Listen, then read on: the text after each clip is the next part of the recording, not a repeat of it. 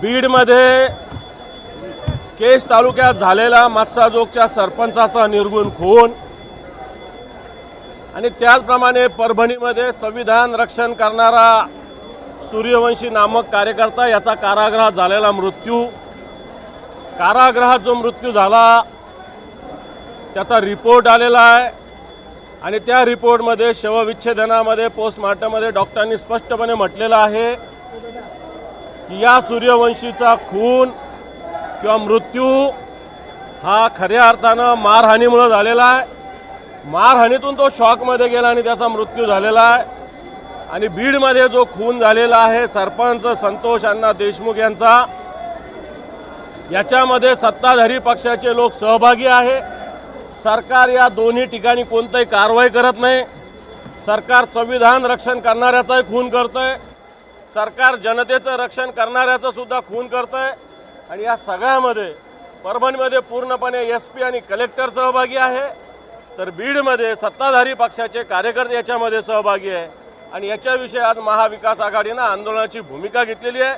सभागृहात सुद्धा आम्ही याच्या आधी हा विषय मांडला आणि पुन्हा सभागृहात हा विषय घेऊन हे गुंडांना पोसणारं सरकार, दहशतवाद्याला पोसणारं सरकार, संविधानाचं रक्षण करणाऱ्याचं मुडदा पाडणाऱ्याचं सरकार, या सरकारचा आम्ही निषेध व्यक्त केला है। जिस प्रकार परभणी और बीड में जो संविधान की घटना हुई थी उसमें जिसने आंदोलन किया था सूर्यवंशी नामक एक कार्यकर्ता, जो बड़ा अच्छा कार्यकर्ता था, जेल में उसकी मृत्यु हुई है। उसका जेल में उसकी मृत्यु हुई है, जिसका रिपोर्ट पोस्टमार्टम रिपोर्ट आया है, जिसमें उसको पुलिस ने जिस प्रकार बेरहमी से मारा था उसके वजह से वो शॉक में गया और उसमें उसका मृत्यु हुआ। इसका मतलब इसको मारहानि हुई, इसकी वजह से इसका मृत्यु हुआ, ये स्पष्ट है। उसी प्रकार भीड़ में जिस प्रकार देशमुख नामक सरपंच का कत्ल किया गया, जिसमें राष्ट्रवादी कांग्रेस अजित दादा गुट के कार्यकर्ता है, वाल्मीकि कराड़ नाम का एक नेता जो धनंजय जी मुंडे इनका नजदीकी नेता है, उसका उसमें सहभाग है। इस प्रकार भले भीड़ की घटना हो, बड़े परभणी की घटना हो, इसमें सरकार डायरेक्ट जिम्मेदार है, इन्वॉल्व है और इसके लिए महाविकास आघाड़ी ने आज आंदोलन की भूमिका ली है।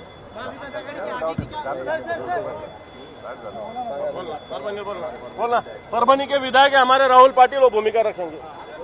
जिस तरह का संविधान का अपमान परभणी में हुआ है और एक युवक जो कि एलएलबी कर रहा था बच्चा सोमनाथ जिनका नाम था, उनका आपने देखा होगा पोस्टमार्टम रिपोर्ट आ चुका है। पोस्टमार्टम में मल्टीपल इंजरीज उसको बताई गई है, सर पे शॉक के बाद मल्टीपल इंजरीज और उसके बाद उसकी डेथ हुई है। और जिस तरह का उसको पुलिस स्टेशन में मारा गया है, मल्टीपल इंजरीज बताई गई है, तो इससे ये साबित होता है कि पुलिस ने उसको इस तरह से बेरहमी से पीटा है कि उसकी मृत्यु हो चुकी है। आपने देखा होगा भीड़ में भी जिस तरह एक सरपंच का मर्डर हुआ है, तो न्याय व्यवस्था का पूरा इस राज्य में बोझबारा बच चुका है।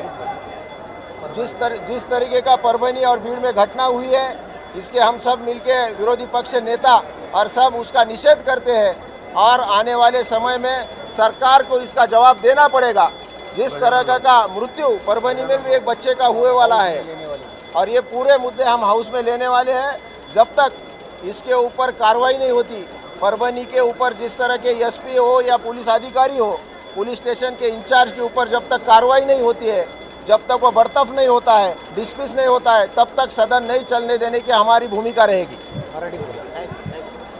ज्या प्रकारे परभणीमध्ये संविधानाचा अपमान करण्यात आला होता, विटंबना करण्यात आली होती, त्यानंतर शांततेच्या मार्गानं बंद पुकारण्यात आला होता। पोलिसांच्या अमानुष लाठीचार्ज किंवा लाठीचार्जमुळे जशा प्रकारचा एक विद्यार्थी जो की एलएलबीचं शिक्षण घेत होता, ज्याचं नाव सोमनाथ, या विद्यार्थ्याचं सूर्यवंशीचं अमानुष अशा लाठीचार्जमुळे आज पीएम रिपोर्ट आलेला आहे। पोस्टमार्टम रिपोर्ट आम्ही तिथं नाही, आम्ही संभाजीनगरच्या शासकीय वैद्यकीय महाविद्यालयात तो पोस्टमार्टम रिपोर्ट आम्ही पोस्टमार्टम केलं। त्या रिपोर्ट आलेल्या रिपोर्टमध्ये स्पष्ट उल्लेख केलेला आहे की शॉक आणि मल्टिपल इंजुरीज म्हणजे त्याला मारहाण झाली होती आणि इतकी अमानुष मारहाण झाली की त्याचा मृत्यू झाला। याची संपूर्ण चौकशी सीबीआय मार्फत झाली पाहिजे आणि ज्या पोलीस स्टेशनमध्ये घटना घडली त्या पोलीस अधिकाऱ्याचं आम्ही म्हणेल की त्याचं सस्पेन्शन झालं पाहिजे आणि तो बडतर्फ झाला पाहिजे। जोपर्यंत त्याच्यावर कारवाई होत नाही तोपर्यंत आम्ही हे हाऊस चालू देणार नाही, अशी प्रकारची आमची सर्वांची भूमिका आहे. आणि या राज्यामध्ये न्याय व्यवस्था ही संपुष्टात आलेली आहे. गुन्हेगारावर कसल्या प्रकारचं वचक या सरकारचं राहिलेलं नाही. त्यामुळं आमची मागणी आहे की जोपर्यंत याच्यावर कठोर कारवाई होत नाही तोपर्यंत सदन आम्हाला चालू द्यायचं नाही. येस, धन्यवाद. परभणीमध्ये घडलेला प्रकार आणि बीडमधील सरपंचाच्या हत्ये प्रकरणावरून विरोधक सध्या आक्रमक आहेत. एबीपी माझा, उघडा डोळे बघा नीट.